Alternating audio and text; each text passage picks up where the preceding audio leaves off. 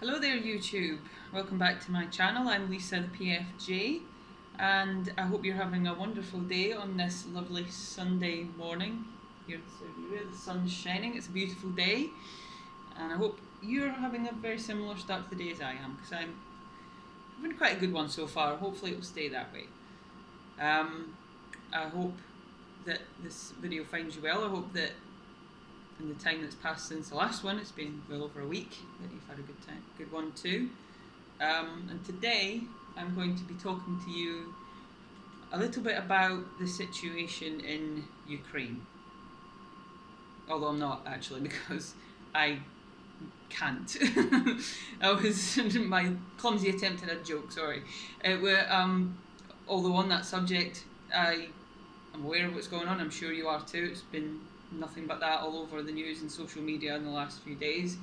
All I will say is my thoughts and heart go out to the people who are in Ukraine right now, who are dealing with what's going on.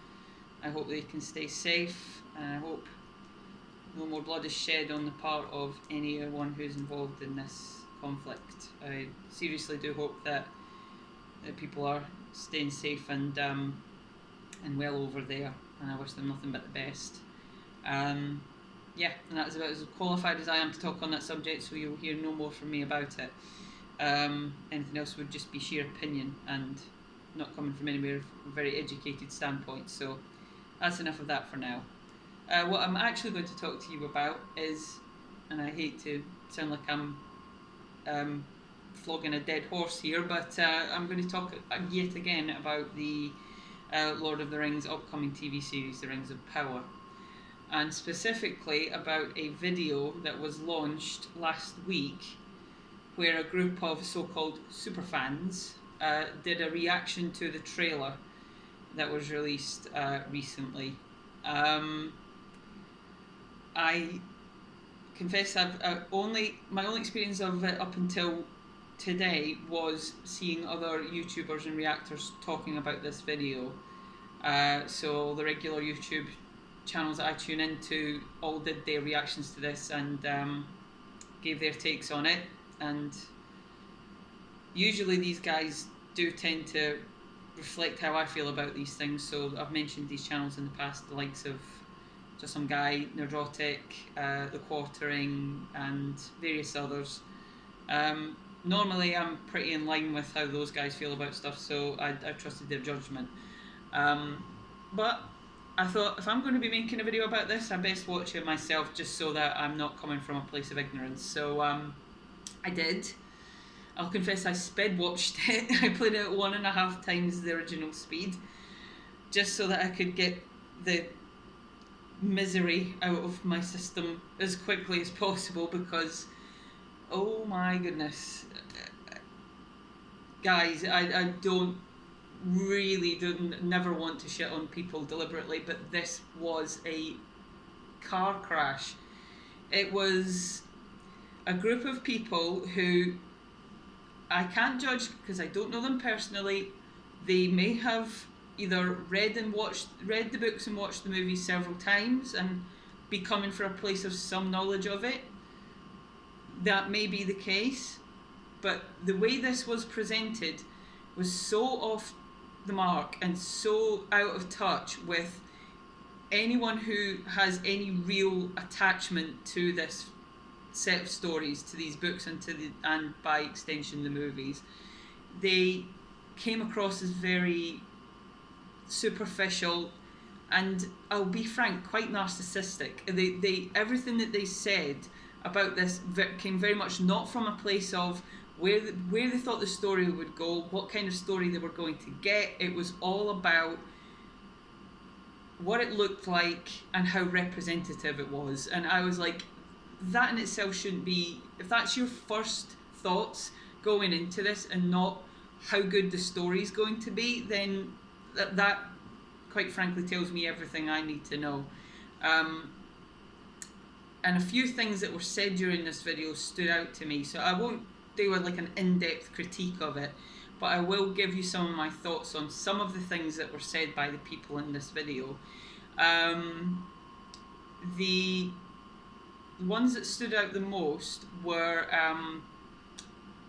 the first one that stood out to me was a comment from the man hosting the show.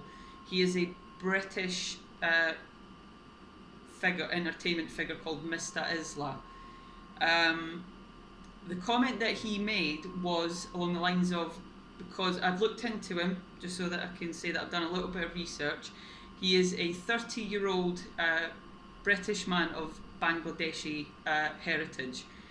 And what he said was that growing up in Britain, watching TV and movies, he didn't see anyone on screen who looked like him. To which I cry, forgive my language, bullshit. It is provably false. I am a nearly 40-year-old woman who also grew up in Britain. And like I said, this chap is 30, so he's 10 years younger than I am, which means his formative years would have been towards the end of the 90s going into the 2000s. Mine came a bit before that, so fully into the 90s were when my formative years were, and when I grew up and watched TV, and in that period, I saw people who looked like him on television. So what he said just off the bat, going off that, I knew he was talking nonsense. I was just like, I've seen, during the 90s, there were movies like Bend It Like Beckham, East is East, My Beautiful Laundrette. These were all movies that had people, not just of looking like different people, but looking like from his background on screen, prominent, you know, being main characters in their own shows and movies. And that was well before the period he would have been looking at or growing up. And not just those movies I mentioned, but just TV shows in general, where it wasn't where the focus wasn't of those, because those stories I just told you about, the focus was on these people from that origin. But even just in like established TV shows or established like movie franchises, there were people from that background in those. They were secondary characters, sometimes they were main characters. Nearly going into it as well, the major soap operas in Britain, Coronation Street, Emmerdale, EastEnders, these shows all had people, at least one family in them, that had that background. So it was, and in that period that I grew up in the 90s going forward, they had at least one family in them that looked like he did. So it was just that statement right off the start was to me like, wait a minute, no. I just couldn't get on board with it. As soon as he said that, I was like, no, you're saying something there that is provably untrue. So, I mean, fair enough if it was something he was told to say, or if it was off a script, or he just said it off the top of his head, then maybe I could give him a bit of benefit of the doubt. But when there's people like me who exist, who can hear what you say and just go and completely prove that what you're saying is false, is wrong, then it doesn't set you off on a good foot. So yeah, there was that. The next thing that I noticed was something that one of the other, and by the way, they address themselves as this, the Fellowship of Influencers. Make of that name what you will. Something that one of the other the women, one of the girls who was on the panel, called Chanel Williams, who I've been again did a little bit of research into. The only thing I could find of hers. And by the way, someone, Nerdrotic, I mentioned earlier, did a video where he mentioned that he looked through all of these panelists' YouTube channels and social media interactions to see if they'd ever covered any Lord of the Rings subjects, or the subject of Lord of the Rings, or covered anything of the topic of Lord of the Rings in their YouTube videos, or in anything that they'd done on social media. And he couldn't find anything. Now, whether that was down, I think he acknowledged this in the video, whether that was down to the search algorithm not being that up to speed, not being that good, or basically that they just maybe didn't do anything covering this topic, he couldn't find anything. So it was how qualified these guys were. I mean, as I stated at the beginning of this video, how qualified they were going in to talk about this subject. It was always going to be in question, but it was. So going back to what I was saying, this influencer called Chanel Williams, from what we found out about her, the closest thing she's come to covering anything like even remotely Lord of the Rings-ish, and it isn't Lord of the Rings, is doing TikTok videos about Harry Potter, which I suppose genre-wise is close to Lord of the Rings, but isn't Lord of the Rings. So yeah, but what she said was something about the lines of the need to have more female representation within Lord of the Rings. She said that there had been characters within the movies or within the Lord of the Rings stories who exist. For obviously, if you know Lord of the Rings, you'll know who some of the prominent female characters are. But her biggest point was that they didn't interact with each other, and I was just like, why does that matter? What you have the representation you want in the form of some very well written, very well crafted female characters. So what difference does it make if they don't interact with each other? I just don't understand what point she's trying to make. The fact that they exist within the universe within Middle Earth, it should be enough to me. I mean, call me crazy, but that to me is something that doesn't really matter either way. And it's like, if it was crucial to the story that they did communicate with each other or did interact with each other at some point or even cross paths, then fine, I would understand. But if you know the stories and you know who the major female character players are in this universe, then you know it's not important that they interact with each other. They all come from different spheres. They have come from different parts of Middle Earth. They have different parts to play in the story. So I don't understand what her point is. I mean, you've got Galadriel, who plays her part in assisting the Fellowship right off the start when they come through the woodland where she rules. She gives Elendil to Frodo, which ends up being useful to him when he fights off Shelob in the caves of Mordor, which then, I should say Samwise Gamgee, who ends up like using it to help him fight her off, because he finds out on Frodo after he's been attacked by her that Shelob the spider. But that's a crucial point. It's not to a lot of people it might not seem very big, but it without it, you wouldn't have had the story progress the way it did, and you wouldn't have had Frodo and Sam eventually go on to destroy the ring in Mount Doom. So right off the bat, there's that. There's Eowyn, albeit her part is played up quite a bit more in the movies than it is in the books, but she still plays quite a crucial part in it. I mean, and you've got and also in a sidestep, our love story with Aragorn, which again is played up quite a lot more in the movies from what it is in the books, but she comes to be quite a crucial sort of companion to him, and if you want, an inspiration to him to keep going. So that's how I interpreted it anyway. And finally, and my favourite personally is Eowyn. Excuse me, not Arwen. Just talked about Arwen. Eowyn, who is, in terms of character development, probably the most fascinating female character to me out of the whole thing. She clearly thinks she has a purpose beyond just being a within the lineage of the rulers of Rohan. She wants to play her part in the battle. You know, she wants to fight, even though traditionally everything goes against her being with anywhere near a battle because of just solely being a woman at the time. But she ends up playing, again, much like Galadriel, a key role in fighting off the evils of Mordor, whereby killing the Witch King of Angmar. She is, before any of the most recent spate of diversity and woke talking points became a thing, was a hugely inspirational and well-developed and strong female character.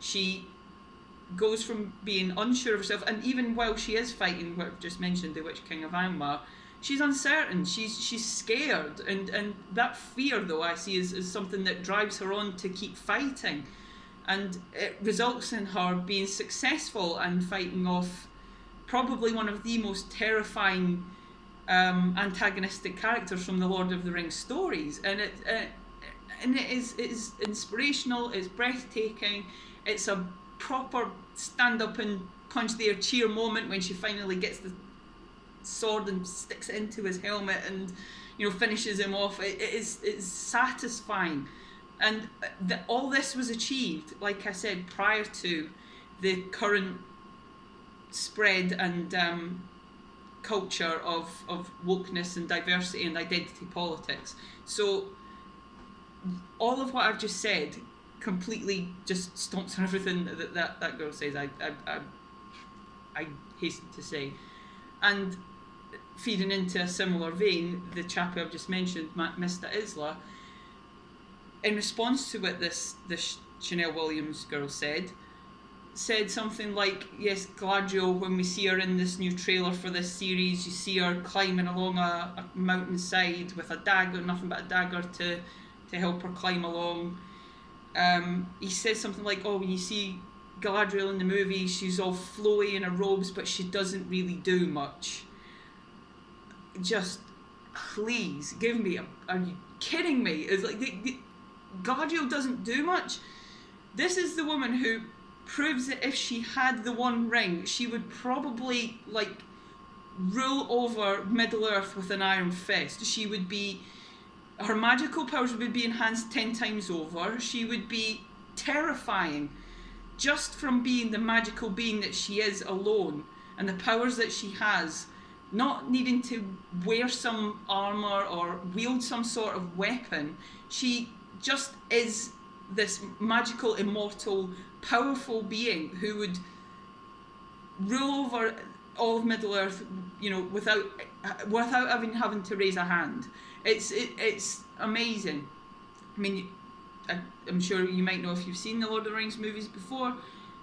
There's the scene where Frodo offers her the ring and she goes all like thermonuclear on him and goes, in place of a dark lord you would have a queen, not dark but beautiful and terrible as the dawn. That whole bit where everything just goes dark and she goes full, you know, badass bitch, do not mess with me mode. It's scary, and it's like that proves to you that if she felt so inclined and wasn't able to fight off the influence of the ring, she would be a force to be reckoned with. I mean, she already is a force to be reckoned with, but she'd be even more of a force to be reckoned with if she had the power of the ring to go along with it and to enhance the power she already has. So it's this whole idea that she is inconsequential because in the movie she's wearing flowing robes and looks all pretty is utter nonsense, and can again be easily proved false if you've got someone who just has known and watched and loved these properties for a long time, as I have, and I haven't even loved it or interpreted it nearly as much as some of my counterparts or some of the other people who you might be able to watch videos about this on. I think I've covered everything, but I've covered the main things that I wanted to talk about. And there was a comment from from the chap on there called Joel Rochester, I believe his name is. He's another online influencer who says something about fixing a bad boy like Sauron. Says, "Oh, I can fix him." So, oh, please, but that sentiment has been done far too many times, and I don't even want to go near that because it's like, oh, please. Your first instinct shouldn't be to fix someone who is as evil as Sauron. It should be to how figure out how to stop him. And the fact that this idea is that this person is redeemable and can be fixed, and I can love him into being a better person is just, oh my god, no, just spare me that. The final thing I saw was just the ending of it, where they are doing their little bit where they've been flown off to Mallorca. Very nice looking location. If you've been there, I'm sure you'll know how beautiful it is. I haven't been, so I can't say, but I know just from speaking to other people who have been that it's a beautiful place. No doubt all expenses paid. So how that would have influenced their feelings on this, that's up for debate. But what I did notice is you see the thing when they're all gathered in the big chamber where they've got the big screen where they're watching and reacting to this trailer, and you see an awful lot of them going, giving it all the fist bump and going, oh my god, and all this like over the top reaction to it, but you don't actually see what they're reacting to, which I found very interesting. I thought, if you were doing this side by side, where you're seeing what they're watching and their reaction to it, I would maybe understand why this was happening. but you were just seeing an awful lot of these people just losing their minds and being super hyped up for this thing, but not actually seeing what they were reacting or what they were super hyped up for. Because if they were anything like me, who was sitting watching this, albeit in a very different setting from them, and not getting a all expenses paid trip to a beautiful island in the Mediterranean, my reaction was very different. It was barely existent. I was just watching and going, this is very average. So why, that may well be part of why I've just said is the settings and what they may have gotten in return for being there in the first place might have made them feel obligated to react a certain way. But I can only speculate. I can't say for certain. If it was if it was authentic and organic, then fair enough. But I think to most people, including myself, it just didn't come across that way. So yeah. So going back to what I said before, it all seemed very narcissistic and very superficial. I have said already, I want this to be good. I really would like it if this turned out to be one of the best TV series ever made. But going by what I've seen, and from even more from seeing this reaction video, my hopes are not very high. And with that, I think I'll leave it there. So thank you for listening to me long enough, if you've stayed on this long. Thanks for listening to me ramble on about a subject that might not be you might not be that bothered about. But as you probably know, there are a lot of people who do care about this stuff a lot, and they do want to see it being done right. They want it to be treated with the respect and regard that it deserves. So if you appreciate that, even if you're not a big Lord of the Rings fan, then I thank you for that, and I thank you for listening as long as you have. If you like what you heard me say and you think it was worth listening to, please consider sharing it with people, sending the links on if you want. Please consider leaving a comment if you feel the same way, or even if you don't, if you disagree, if you think there's something I've missed, then by all means let me know. And if you wouldn't mind liking the video and subscribing to my channel if you've enjoyed what you've heard, I would very much appreciate it. Thanks very much for tuning in, and I'll see you on the next video. Take care everyone, bye!